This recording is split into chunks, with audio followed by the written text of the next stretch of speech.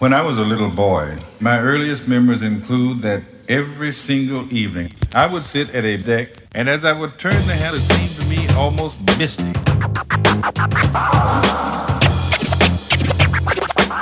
That moving circle. And what got to me was the feeling that they were moving along. If I turned the handle slowly, they went in slow, stately tread. If I turned the handle more rapidly, they seemed to sprint along. And the thing just intrigued me, and I kept on doing it. And after I'd say about an hour, intriguing though it was, it had just gotten monotonous. And I decided I would just get up and leave, go on out. To this day, it gives me the quivers to reflect upon how easily I might have gone on out of that building and gotten back out on the sidewalk, and I'm sure if I had, I would never have given it another thought. But what happened, again, I think one of these meant-to-be things, was that in leaving, I happened to take a route that took me through a room.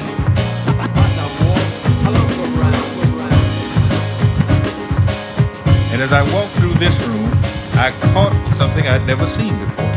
Everybody in that room was bent rapidly, intently over the table.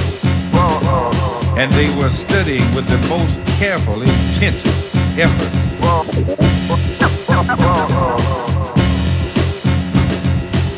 And they would begin rocking.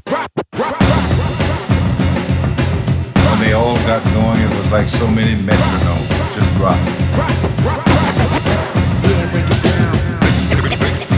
Breaking it up into bits and pieces and patches. A thread here, a little bit there, in a mixed way. They would use their fingers like claws, and they were crying out some cacophony of sound. And when I heard such a thing, I was just staggered. And then they explained to me why I was so staggered. And I never will forget the most moving experience it was. I remember standing there being rocked by them. And without having intended to do so, I found myself looking, almost studying my own hands. Then they told me something of which I had never had the slightest dream, not the slightest comprehension. They told me how history has been kept for centuries in records. They told me about the existence of very old records. And I suddenly began to understand what it was that they all were crying out. Knowledge of self. I think I hadn't understood it. I didn't get anything but the wall of sound as opposed to the individual sound. And I could see that the records they had were old things.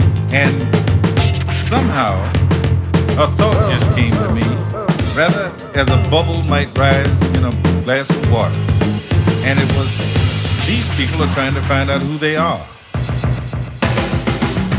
And with that, I just kind of turned around and went back up into the room where I had been to start with.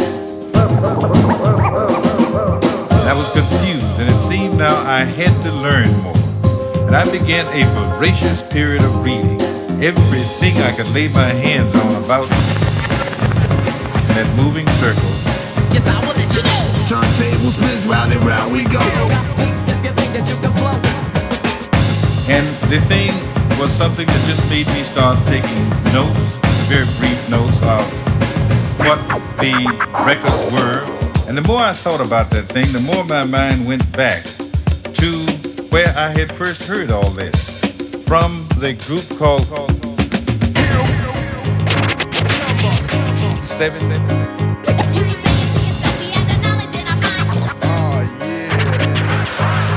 And it was he and they who began to open up to me doors to places where there are more records than one would dream. They told me about the existence of very old records. There were different places I could get the records. And there are boxes of them, the records, which have never even been opened. Nobody's had occasion particularly to go into them. It seems inconceivable.